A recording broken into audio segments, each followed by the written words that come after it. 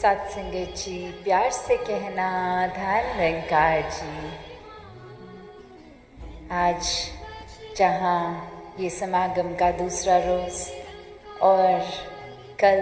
सुबह भी वो शुरुआत में सेवा दल रैली का रूप, जहाँ सेवा का महत्व एक रूप उस तरह भी कि एक ड्यूटीज़ पे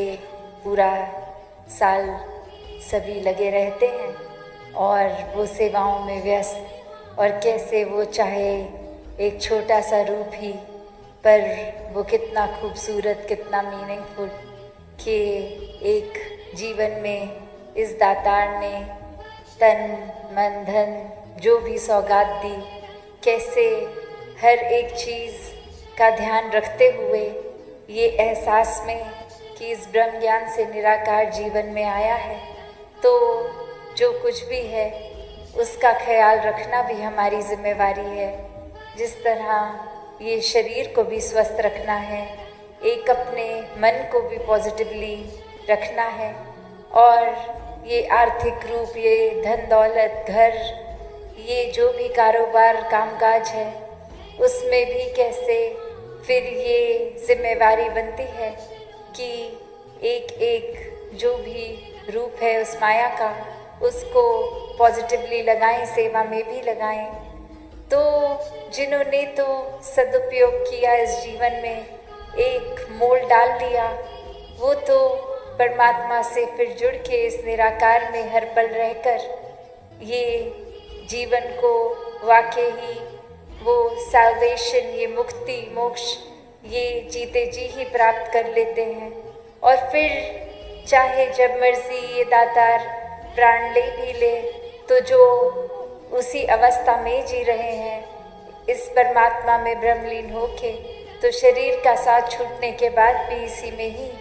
ब्रह्मलीन ही रहते हैं। तो बात वही जो संतों ने हमेशा समझाई, आज भी संदेश हमने ये सुने कि इस जीवन को जी कर ही एक सही तरीके से जीना है। इस दातार, इस परमात्मा ये मन में बसाकर इसको ही हर समय इसके एहसास में रहकर हर कार्य निभाना है। अपनी सोच को, विचारों को भी कैसे एक सही दिशा में रखना है, वरना तो इंसान एक मिनट नहीं लगाता किसी के बारे में कोई भी जजमेंट पास करने में कि ये इंसान ठीक नहीं है, ये मुझे पसंद नहीं है। और वहीं एक कहानी में भी ऐसे ही बात कि कैसे एक इंसान चाहता है कि वो संसार में सबसे खूबसूरत, सबसे नायाब एक ऐसे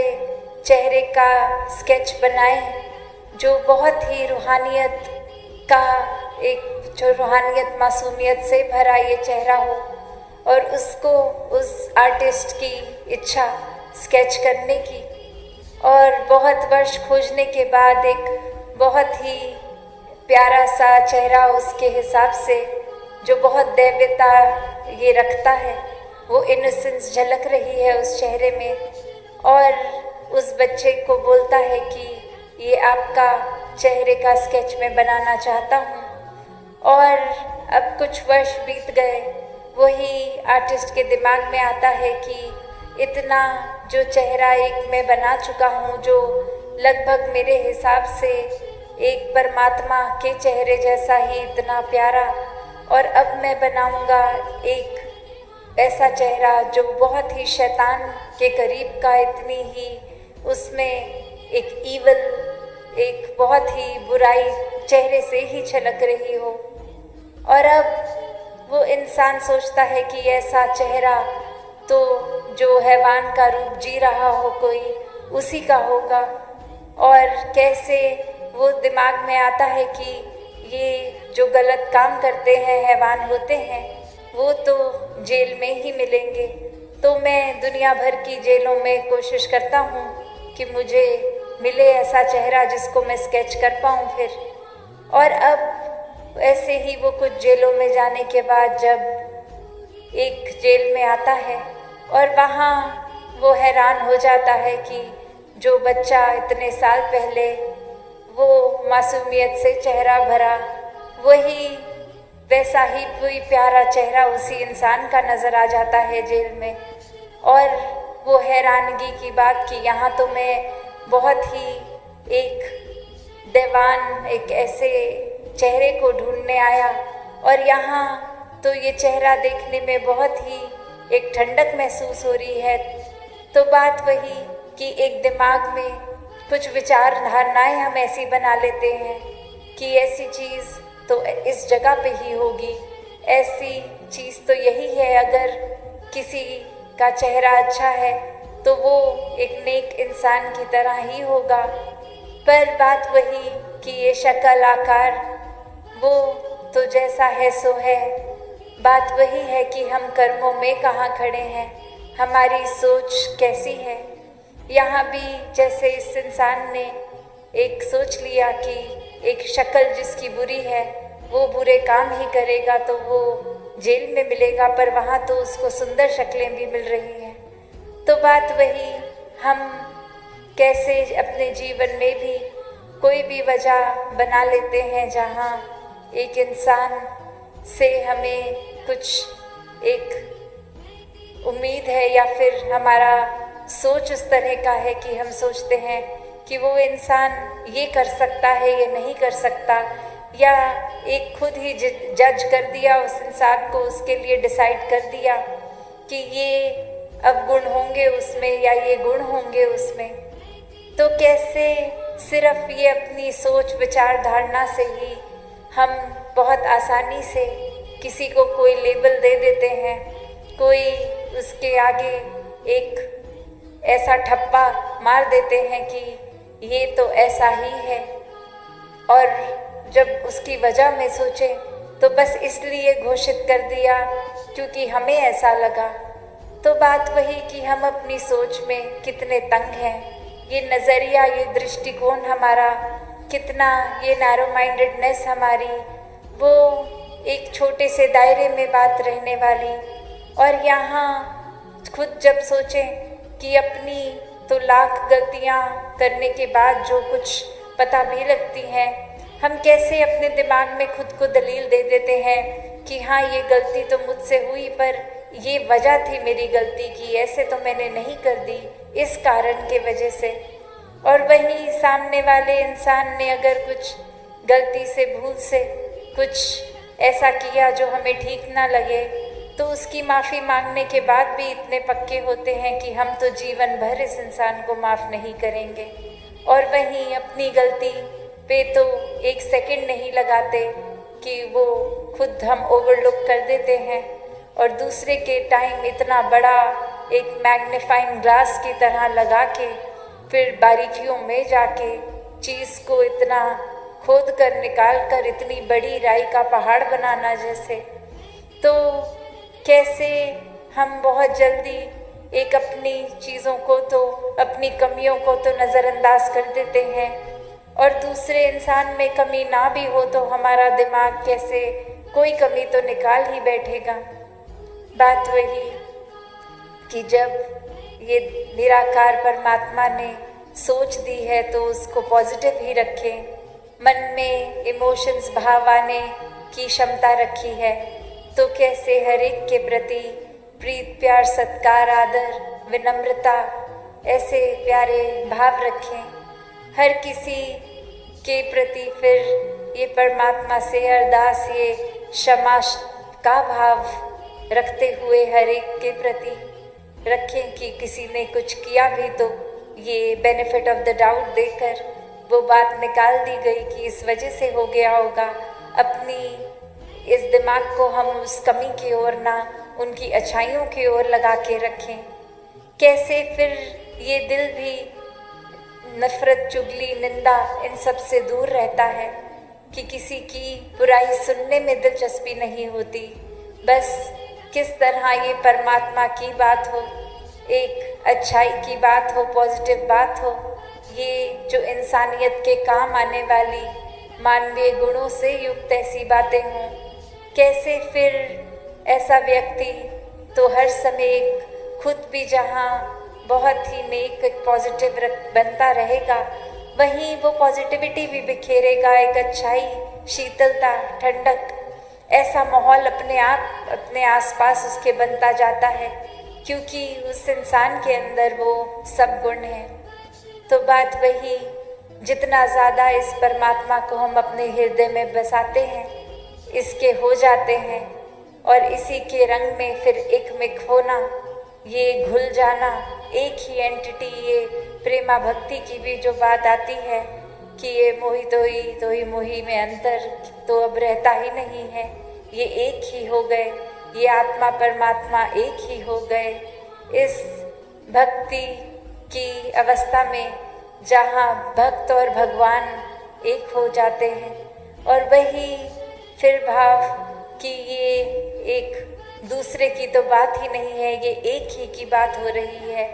अब एक अहंकार, एक ईगो ने मुझे अलग नहीं किया, ये प्यार से एकमिक होके ये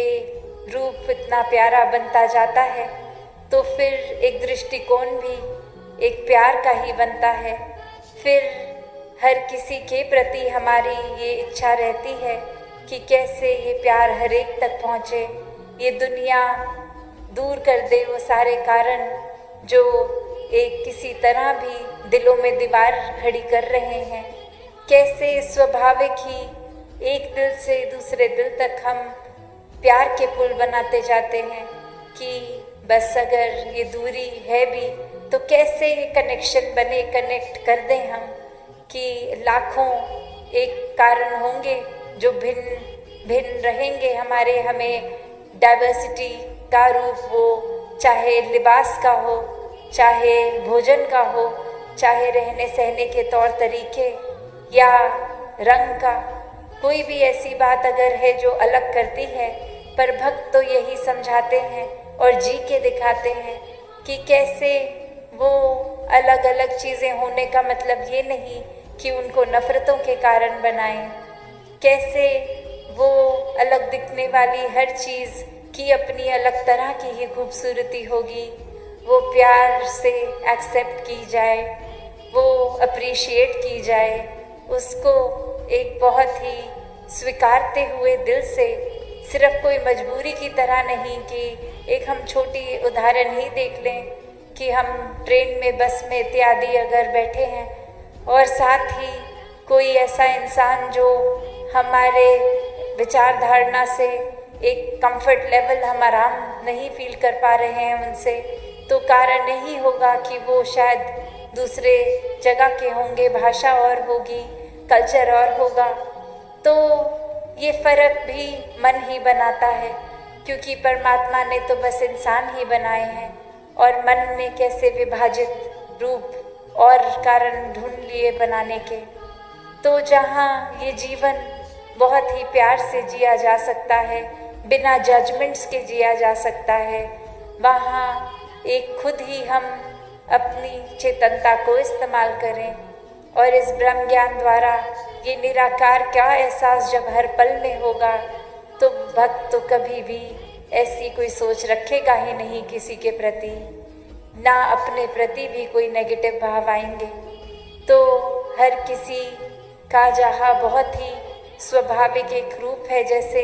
अक्सर सत्संग में भी वो उदाहरण सुनते हैं कि एक बीज पूरे का पूरा वृक्ष बनने के काबिल है और वो पोटेंशियल इतना, जहाँ वो फल भी होंगे, फूल भी होंगे, पत्ते भी होंगे, लकड़ भी होगी, रूट्स भी होंगे, और वहीं वो एक छोटा सा बीज अगर कहे कि मैं तो इस मिट्टी में लीन नहीं होऊंगा, तो फिर वो पॉसिबिलिटी बिल्कुल बचेगी नहीं। वो कहाँ से पेड़ अपनी पूरे एक असली रूप का ये उस तरह से बीज बन पाएगा। और उसी तरह अगर हम ये सोचें कि हम अहंकार, नफ़रत, निंदा सब जीवन में रखेंगे, पर हम बहुत ही दैवीय हो जाएं, हम प्रभु प्रेमी भी हो जाएं, तो बात वही कि ऐसा होना तो संभव है नहीं। एक मयान में तो दो तलवारें नहीं हो सकती, या निराकार को मन में बसा सकते हैं या अहंकार को। तो क्या है हमारा चुनाव, किस तरह का जीवन रखना चाहेंगे? एक मिट्टी में जैसे उस बीज ने अपना अस्तित्व खो दिया, ऐसे ही अगर इस निराकार में हम अपनी पहचान खोते हुए फिर एक मन में ऐसे भाव भी नहीं आएंगे कि आसपास के लोग हमारी सराहना करें, तारीफ करें, दुनिया में वाह वाह हो हमारी, नहीं, फिर बस दासों के दास हैं ऐसा भाव हो। और हर किसी की काबिलियत पे फिर बहुत अच्छा लगता है कि ये अचीवमेंट्स हर एक को मिल रही हैं। एक नफ़रत नहीं जन्मती कि हमने तो ये अचीव नहीं किया, दूसरे को कैसे ये उपलब्धि मिल गई। नहीं, ये मन हर एक की खुशी में खुश रहकर खुश है। तो ऐसे ही भाव भक्तों के होते हैं, ऐसा ही जीवन भक्त जीते हैं। और हर एक में वो क्षमता है कि जब जीवन मिला है मनुष्य रूप में तो ये मुक्ति के हकदार भी हैं। तो वो क्राइटेरिया सिर्फ यही कि कैसे अपने मन को एक सरेंडर करके इस परमात्मा को प्राप्त करके हर पल इसके एहसास में जीकर वाकई ही भक्ति को करते जाएं। अपने सारे कामकाज रिस्पॉन्सिबिलिटीज़ भी बहुत सहजता में ही फिर निभा लेता है भक्त। तो दातार हर एक पे कृपा करे,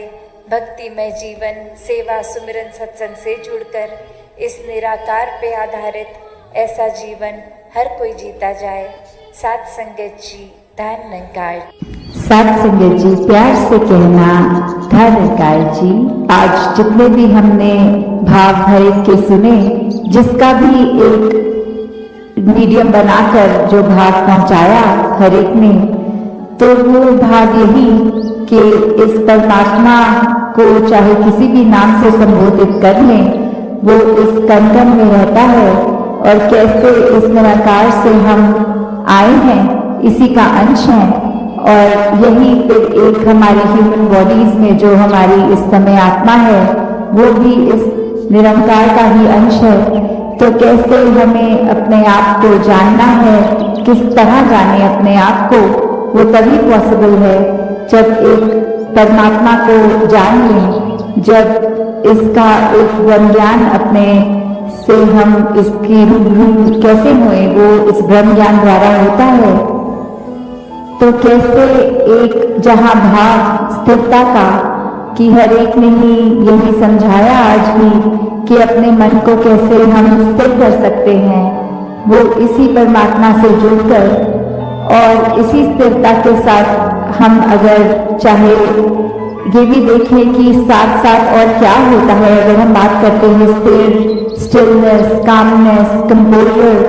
तो एक संतुष्टि भी साथ ही एक उसी के अंदर एक होल का पाठ अगर बात करें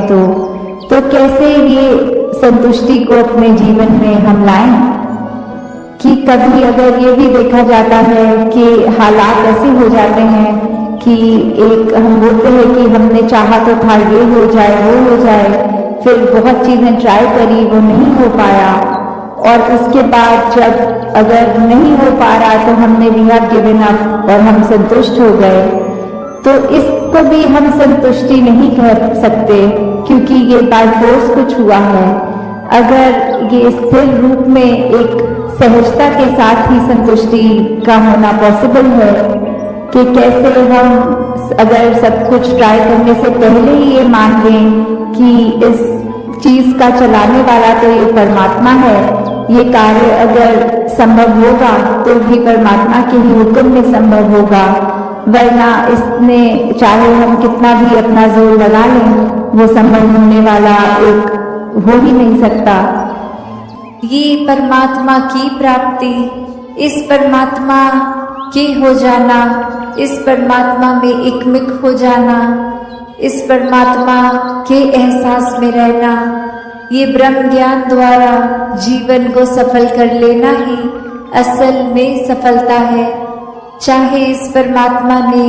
रहने के लिए जो व्यवस्था करी है,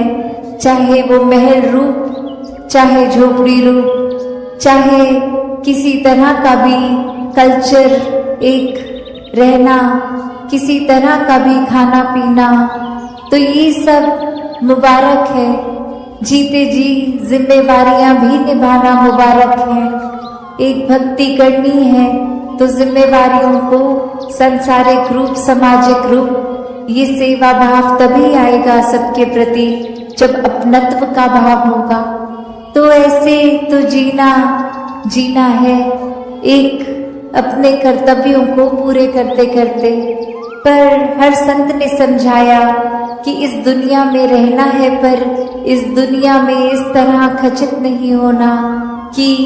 इस परमात्मा के प्रति ही ध्यान न जाए। ये स्पिरिचुअल एस्पेक्ट जीवन का, इसमें पीछे रह जाए और ये भौतिक जीवन को ही आगे बढ़ाते रहें।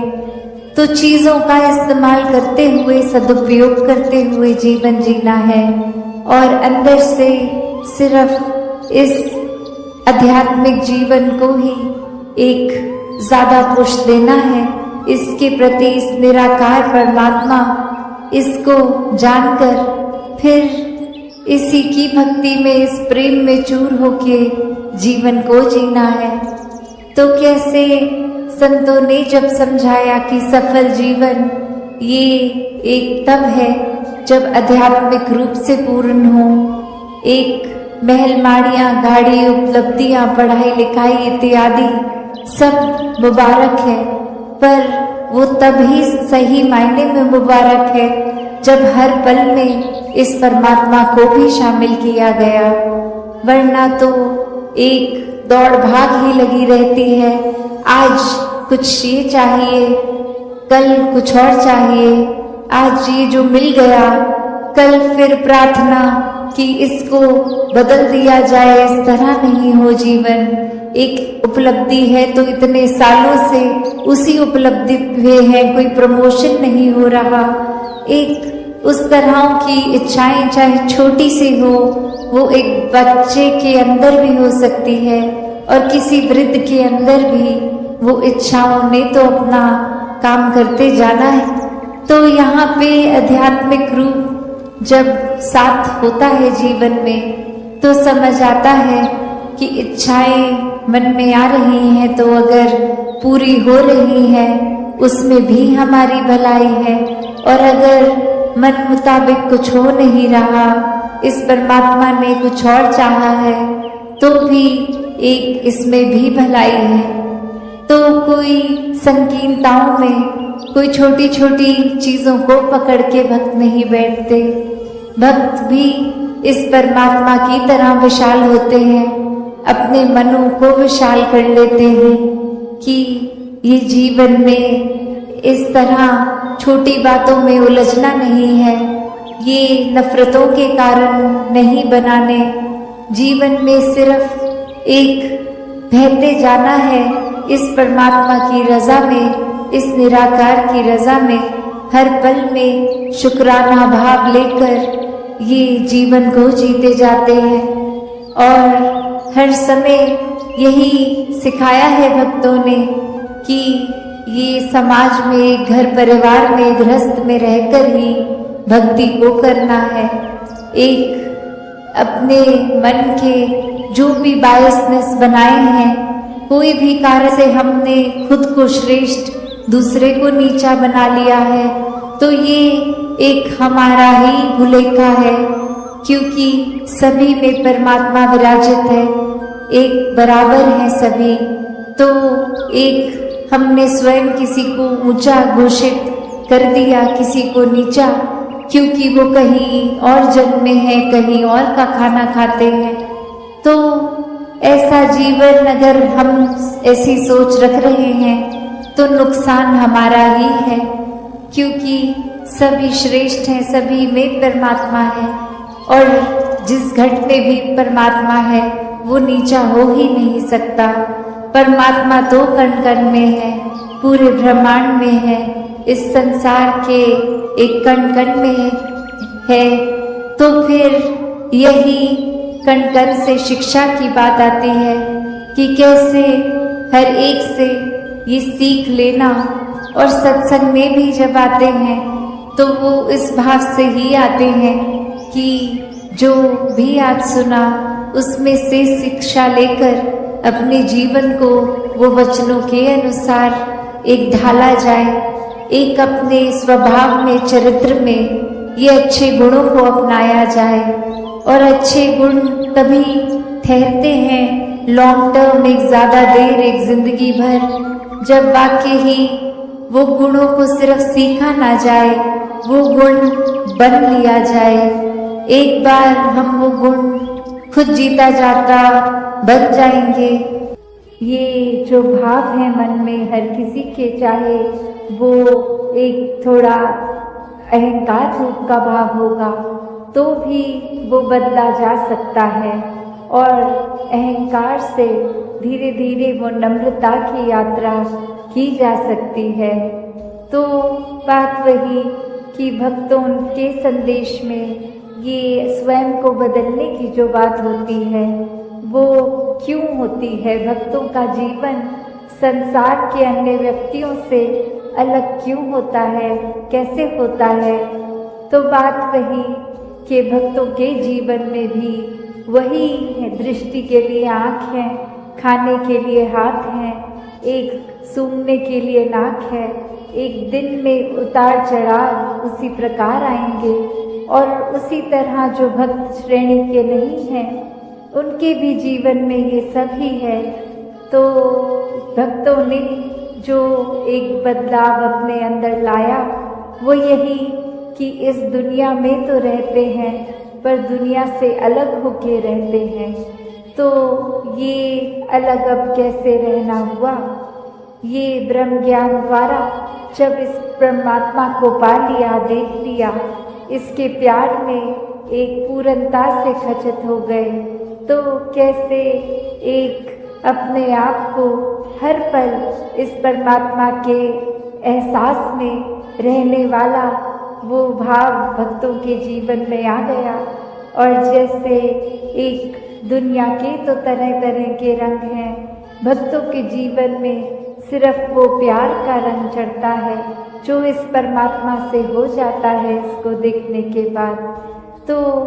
ऐसे भाव से युक्त भक्त अपने जीवन के जब हर पल को जीते हैं तो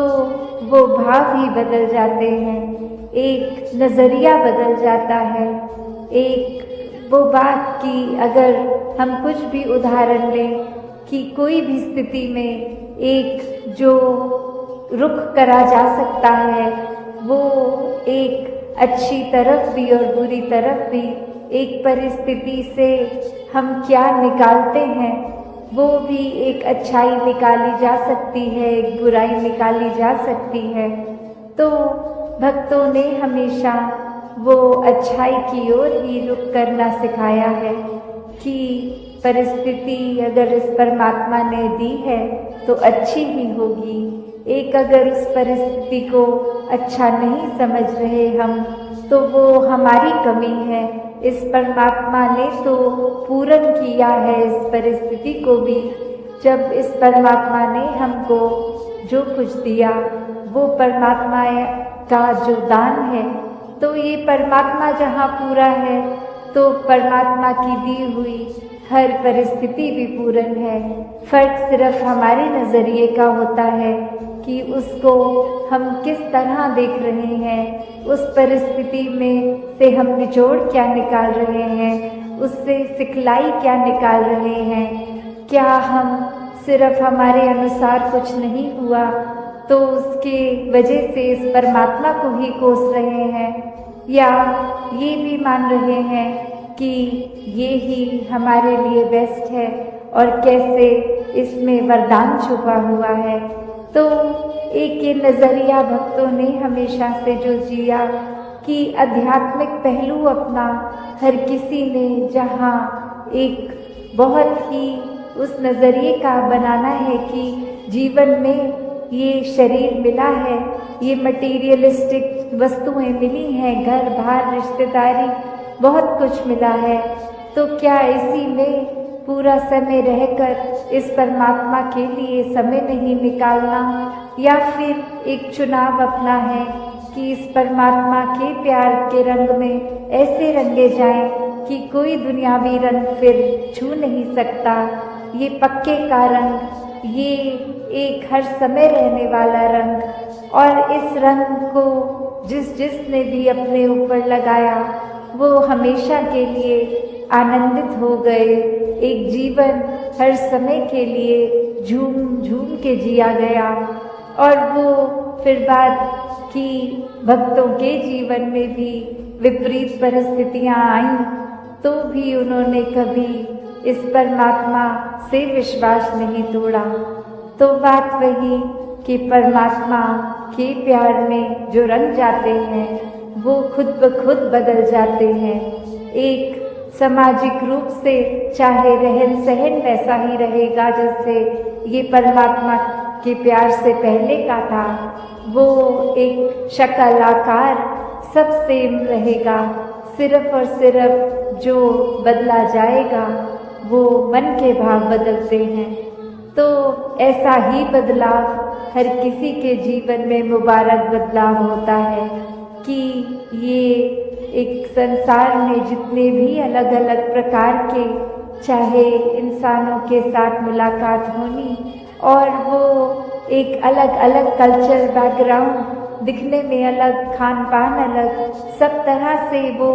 एक डाइवर्सिटी रूप और कैसे वो होने के बावजूद भी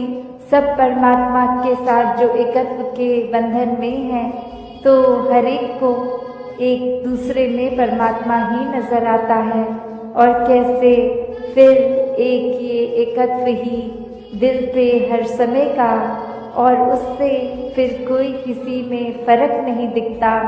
कोई ऊंच नीच जाति पाति प्रांति कुछ भी फर्क नहीं, सब अपने हैं, सब ही पूजनीय हैं। तो कैसे ये परमात्मा का वास तो पूरी सृष्टि के कण कण में है और वहीं जो हर किसी में भी, और यही परमात्मा को देखना ब्रह्म ज्ञान है कि इस परमात्मा को जब हर समय के लिए ये दिखाई देगा कि हर जगह ही मौजूद है, तो फिर एक जहाँ अपनी भी चेतनता जाग उठेगी। एक जो सच्ची दात है जो भक्तों ने युगों युगों से समझाई है कि दुनियावी एक दौन दौलत तो आज है कल नहीं, इसने बदल जाना है, एक माया का रूप बदल जाना है, घर परिवार सोसाइटी सब बदल जाएगा, पर सिर्फ और सिर्फ एक चीज़ जो अपनी जगह में कायम दायम शुरू से थी, अभी भी है और ये संसार खत्म होने पे भी रह जाएगी, तो वो बस ये परमात्मा, ये निराकार है।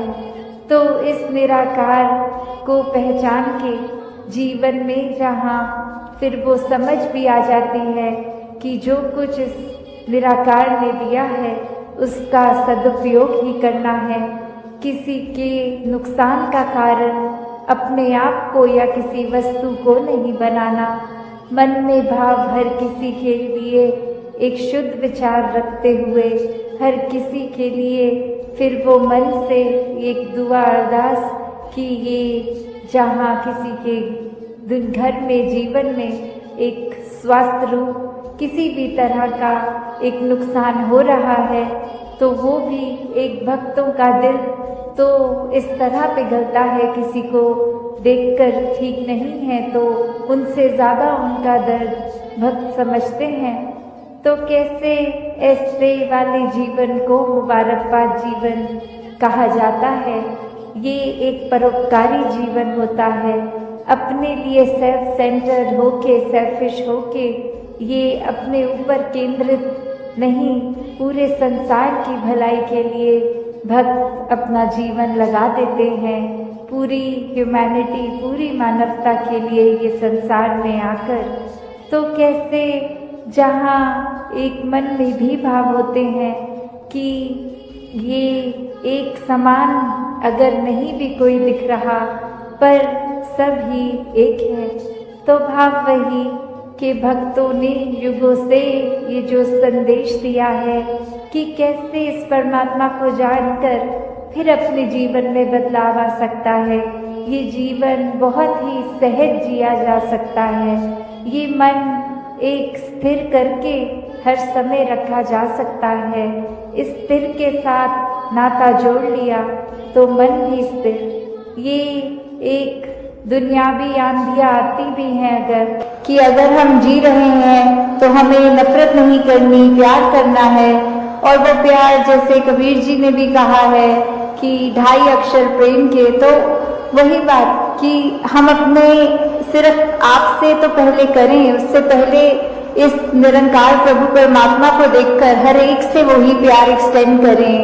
तभी हर चीज और प्यारी लगती है। कि अगर हम कुछ किसी से मिल रहे हैं और वो बिल्कुल एक अजनबी है, तो भी उसके लिए मन में पहली फीलिंग ही वो प्यार की आएगी, क्योंकि ये जो परमात्मा ने दिल बनाया है उसको आइडियली सिर्फ प्यार करने के लिए ही बनाया है। और जब वो प्यार दूसरी फीलिंग्स, नेगेटिविटीज में अगर हम ज़्यादा अपना रुझान रखेंगे, तो मन में पहले किसी को देखते ही वो चेहरे पे मुस्कुराहट की बजाय वो एक शिकन आता है। तो इसी में हमें ये देखना है कि किस तरह हम अपने आप में वो तब्दीली लाएं, ये ज्ञान प्राप्त करके एक वो अपने मन में ठहराव लाएं, ये प्यार और बढ़ाएं अपने दिल में, कि हर एक में ही फिर ये निरंकार का, खुदा का अंश जब दिखे तो हर एक से ही उस तरह प्यार हो जाए। हाँ जी। अन के घट घट अंदर सबना दा सत्कार करन। तो फिर ये भाव प्यार के बाद आता है सत्कार का। जब हर एक में खुदा को देखा तो उसमें सत्कार कैसे करेंगे एक दूसरे का?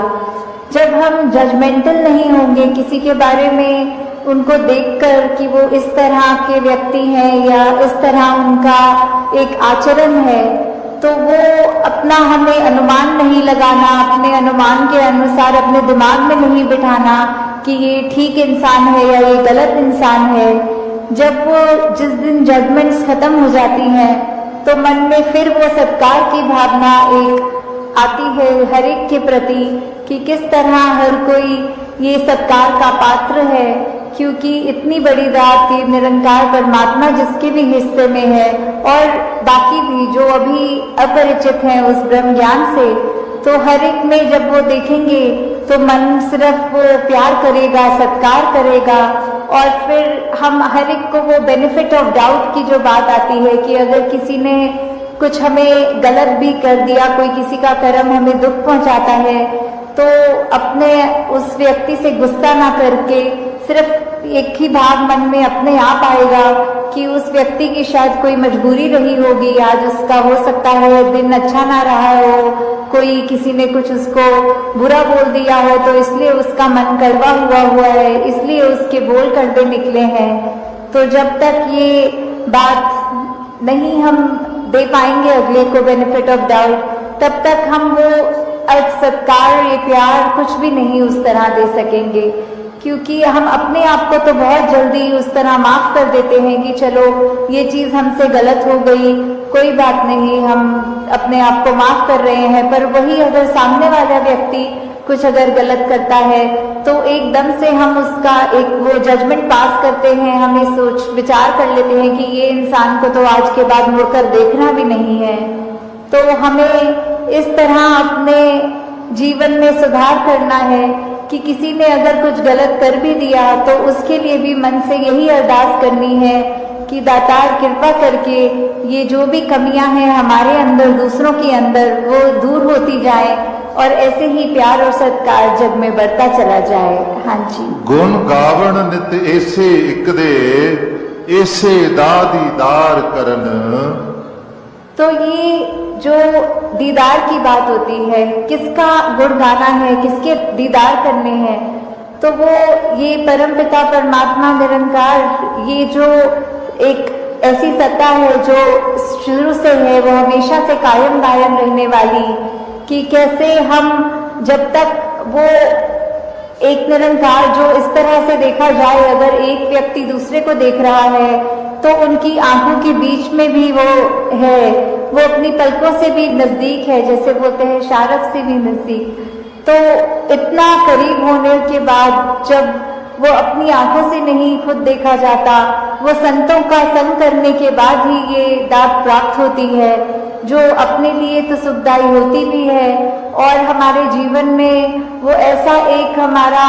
पल पल बना देती है कि हर पल में सिर्फ ये निरंकार प्रभु परमात्मा का शुक्रिया निकलता है हर समय, और वो भाव कि इसी के ही हमेशा गुणगान करने हैं। फिर बाकी चीजें लगता है कि है सबकी इम्पोर्टेंस अपनी है, पर निरंकार से ज्यादा इम्पोर्टेंट कुछ नहीं, इस परमात्मा से ज्यादा जरूरी कुछ नहीं। हाँ जी, इसे एक दे नाल जोड़ के बेड़ा जग दा पार करन। तो ये बेड़ा जग का, इससे क्या मतलब हो रहा है? इससे सिर्फ यही बात कि हम जब जीवन काल की यात्रा अपनी जी रहे हैं तो उसमें हमें क्या एक ऐसा, जो बोलते हैं कि एक परमानेंट चीज क्या है, कि जो सबसे मजबूत चीज जिसने वो स्थिर है, उसने कभी हमारे उतार चढ़ाव के साथ उतरना चढ़ना नहीं है। जैसे एक तूफान आता है तो हमें बोला जाता है कि कोई ऐसी चीज को पकड़ लो, जैसे पेड़ या कुछ जो अपना जमीन के अंदर इतनी मजबूती से जिसकी नींव गड़ी हो, ताकि वो हवा फिर हमें उड़ा नहीं सकती। हमने एक ऐसी स्थिर चीज को पकड़ लिया है जिसके कारण हम भी, वो हवाएं हमको उड़ा के नहीं ले जा सकती। तो ऐसे ही जीवन में हम अपने जीवन को तब तक अपना अच्छे से जीवन जी सकेंगे जब तक हम ये निरंकार के साथ अपने मन से ना जुड़े,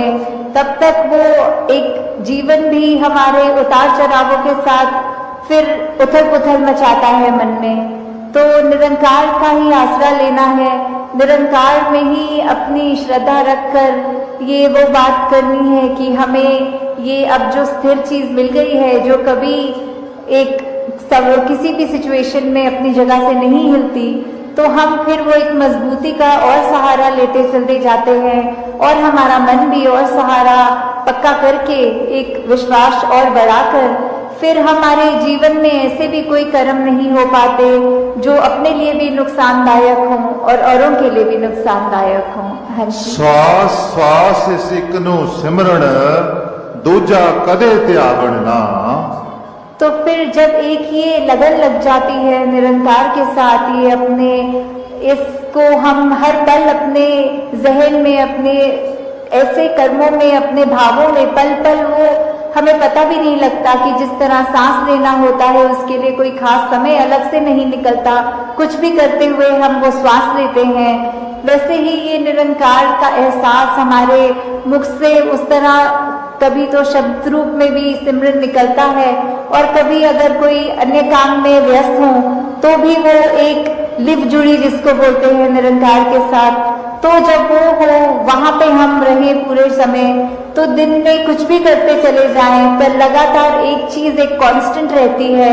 वो है कि ये निरंकार का एहसास। तो जब तक हम वो सिमरन रूप में अपना नाता निरंकार से और गहरा करते जाएं, जितना अधिक से अधिक हो सके मन में भी करें और बोल से भी सिमरन करें, ताकि वही बात कि ये निरंकार ही है जो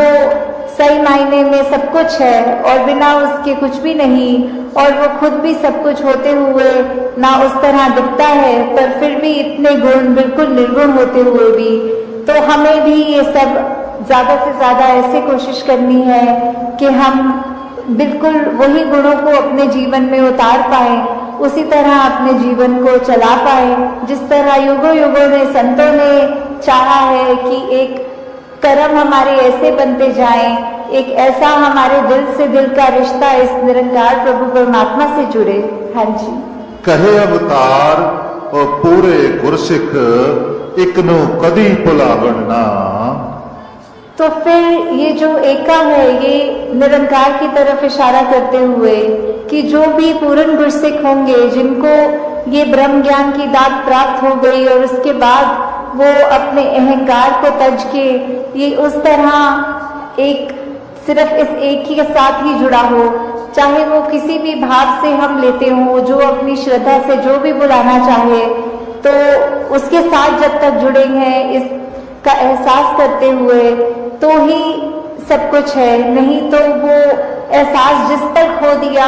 समझो वो जीवन काल वहीं थम गया, या फिर वो भी नहीं पता लगता कि कब वो पतन की ओर एक हमारे सोच विचार बन जाते हैं। तो हमें किस तरह ये अपने अंदर और मेहनत करनी है कि बस ये एक जो है इसी के साथ और जुड़ते चले जाएं, इसी के साथ अपना हर पल इस तरह बिताएं कि जैसे एक मछली होती है, जब उसको पानी से बाहर निकाल दिया जाता है तो कैसे तड़पती है, वैसे ही जिस पल हमें इस निरंकार का चेता भूले, उसी समय ये तड़प अंदर से अपने आप वो वापस जोड़ दे। तो इस तरह कोशिश करके अपने जीवन को हम एक उस तरह ढालें कि किसने हमें, जहाँ ये निरंकार प्रभु परमात्मा जो अंगसंग है, सदा है, कायम है, और उसको ना कोई काट सकता है, ना उसको कोई गीला कर सकता है, एक ऐसा परमात्मा जो शुरू से था और अंत तक है और उसका कोई अंत ही नहीं है। तो वैसे ही हमें भी उसके साथ जुड़ते हुए अपने जीवन को भी और सुधारना चाहिए। आपका ये निरंकार के आगे अपनी अहंकार को तजके सिर्फ एक वो शीश झुकाकर, एक चेहरों पे मुस्कुराहट रखकर, ये जो अंदर और सीखने की भावना की, ये गुरसिक का तो जीवन ही यही है कि हर पल सिर्फ सीखना ही सीखना है। तो उसी भाव से जब एक मर्यादित रूप में सत्संग होती है और सारी वो बातें सबकी सुनी जाती हैं, तो अपना मन जहाँ हमारा और साफ होता जाता है, जीवन में